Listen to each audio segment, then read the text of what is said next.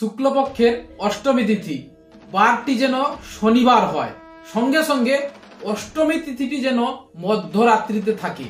এতগুলো মহান যোগ প্রাপ্তি করে যদি কোনো ব্যক্তি সঠিকভাবে শনির পূজা করতে পারে, তাহলে আমি গ্যারেন্টি দিচ্ছি 7 রাত্রির মধ্যে শনি সন্তুষ্ট হতে বাধ্য। এটা আমার কথা নয়, শাস্ত্রের প্রমাণ। আজকের এই ভিডিওতে আমি শাস্ত্র প্রমাণের সঙ্গে কথাটাকে প্রুফ করে দিব। শুধু ধৈর্য সহকারে আপনি ভিডিওটি দেখুন। সময় নষ্ট হলে আপনি যা খুশি কমেন্টে তাই বলুন, আমি মাথা নত করে শুনে নিব, কিন্তু একবার দেখুন, দেখলেই আপনি বুঝতে পারবেন আমি কি বলতে চাইছি। ওম সূর্যায় নমঃ। নবগ্রহের মধ্যে শনি হচ্ছে এমন একটি গ্রহ যাকে আমরা কর্মের কারক বলে থাকি।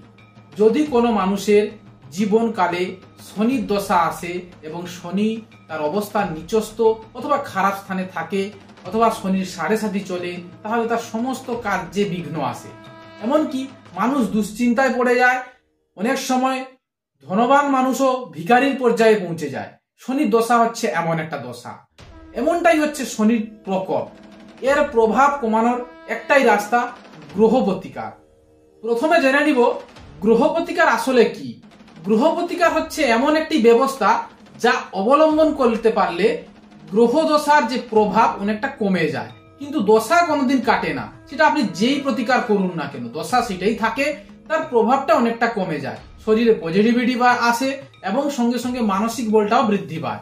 এটি হচ্ছে গ্রহ প্রতিকার। এই গ্রহ প্রতিকার 4 প্রকারের হয়। আমাদের শাস্ত্র মতে বলছে যে গ্রহ প্রতিকারের 4টা যে রাস্তা, প্রথম যেটা সর্বশ্রেষ্ঠ বা সর্বোত্তম রাস্তা মানা হয়, সেটা হচ্ছে গ্রহ কবচ এবং গ্রহের বীজ মন্ত্র জপ। দ্বিতীয় হচ্ছে গ্রহ বিপ্রবকে দান, তৃতীয় হচ্ছে গ্রহ মূল ধারণ এবং চতুর্থ হচ্ছে গ্রহ রত্ন ধারণ। রত্নে বিশেষ করে মানুষ বেশি ঠকে যায়, অর্থাৎ ফ্রড কেসের শিকার হয়। সুতরাং সব থেকে আমি মনে করি গ্রহ কবচ এবং গ্রহ বীজ মন্ত্র জপ, এটাই হচ্ছে সর্বশ্রেষ্ঠ এবং সব থেকে ভালো রাস্তা। এবার আসি মেন টপিকে। আপনার শনির দশা পড়েছে, তাহলে কি করবেন? শনির দশা চলাকালীন শনির কবচ এবং শনির বীজ মন্ত্র জপ করুন। সঙ্গে সঙ্গে শনির দশা যতদিন আছে, অর্থাৎ বিংশতির মতে 19 বছর থাকে, তার মধ্যে একবার শনির পূজা অবশ্যই করুন। আজকের এই ভিডিওতে আমি আপনাদের বলবো কিভাবে শনি পূজার সঠিক দিন নির্ণয় করবেন। অবশ্যই শাস্ত্র প্রমাণের সঙ্গে বলবো, সুতরাং ভিডিওটি ভালো করে দেখুন। শনির কবচের মধ্যেই লেখা আছে শনি পূজার নির্ণয়ের দিন। সেখানে বলছে শুক্লাষ্টম্যাং শনিবারে পঞ্চাননং গত রব এতদ যোগং মহেশানি যদি ভাগ্য বসাত লভে। অর্থাৎ কি, শুক্লপক্ষের অষ্টমী তিথি শনিবার, অষ্টমীটা রবির 5 ঘড়ি সময়ের আগে ঠিক রাত্রিতে থাকবে, এমন যোগে শনির পূজা হবে। যদি ভাগ্যবান ব্যক্তি হয় তবেই শনির পূজা করতে পারবে, অন্যথা করতে পারবে না। অনেক সময় আমি দেখেছি, আমি অনেকে ডেট করে দিয়েছি যে পূজা হবে, কিন্তু জন্মাসৌচ, মৃত্যাসৌচ, কারোর কিছু প্রবলেম, এরকম প্রবলেমে শনির পূজা হতে পারেনি তার। যদি ভাগ্যবান ব্যক্তি হয় তবেই শনির পূজা করতে পারবে, অন্যথা নয়।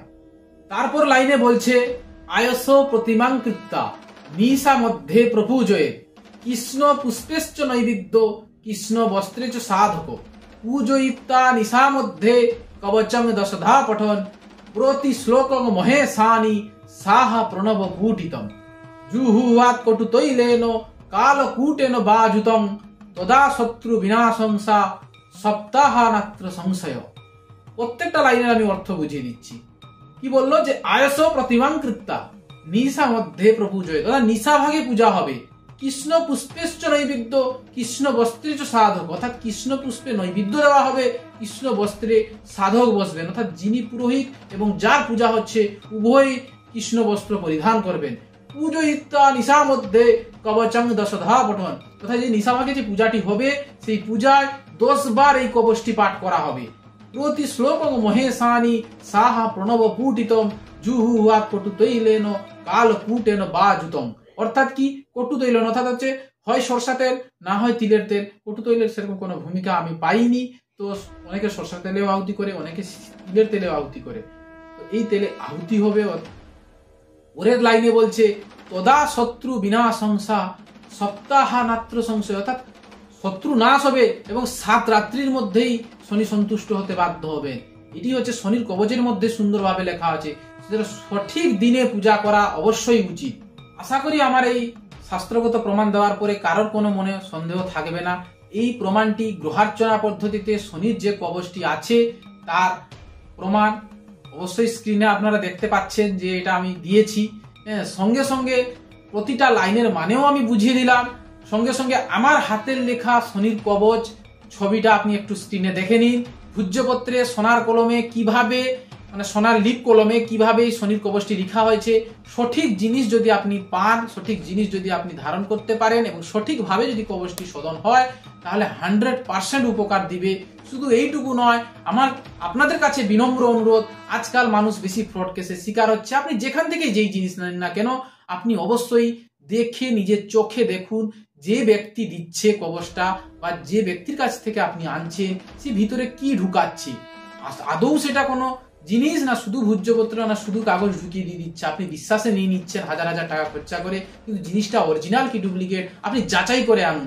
যে সঠিক দিবে সে আপনাকে বই খুলে প্রত্যেকটা লাইনের মানে বুঝিয়ে প্রত্যেকটা জিনিসকে সঠিকভাবে দেখিয়ে দিতে পারবে। যার মধ্যে এই সাহসটুকু আছে সে দেখাবেই, যার সঠিক জিনিস সে অবশ্যই দেখাবে। সুতরাং মানে জিনিসের প্রতি ভরসা রাখুন, সঠিক জিনিস ব্যবহার করুন, অবশ্যই উপকার হবে, এটুকু গ্যারেন্টি আমার। এই সুন্দর যোগটি এই বছর 22শে চৈত্র অর্থাৎ 5ই এপ্রিল পড়েছে। দেখবেন বাসন্তী পূজা অষ্টমী, সেদিন বাসন্তী পূজার অষ্টমীর দিন দেখবেন শনিবার পড়েছে। অষ্টমী তিথিটিও মধ্যরাত্রি পর্যন্ত, রাত্রি 12টা পরের পর্যন্ত থাকছে। তো এই সুন্দর যোগটি এসছে। সামনের বছর 1432 সালে আর এই দিনটি পাবেন না আপনি। শুধু এই 1431 সালে একটা যোগ আছে, আবার 1432-এ নেই, 33-এ থাকতেও পারে আবার নাও থাকতে পারে, তার কোনো গ্যারেন্টি নেই। ভাগ্যবান ব্যক্তিরা এই ডেটগুলো পায় এবং পূজা করতে পারে।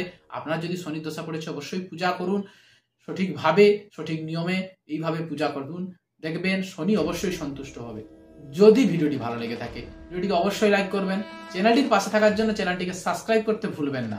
বন্ধুদের কাছে আগে ভিডিওটিকে শেয়ার করুন এবং নিজের সোশ্যাল মিডিয়া প্ল্যাটফর্মে অবশ্যই শেয়ার করুন। সবাইকে বলুন কিভাবে শনির পূজার সঠিক দিন নির্ণয় করতে হয়, কিভাবে এই দিনগুলো নির্ণয় করতে হবে।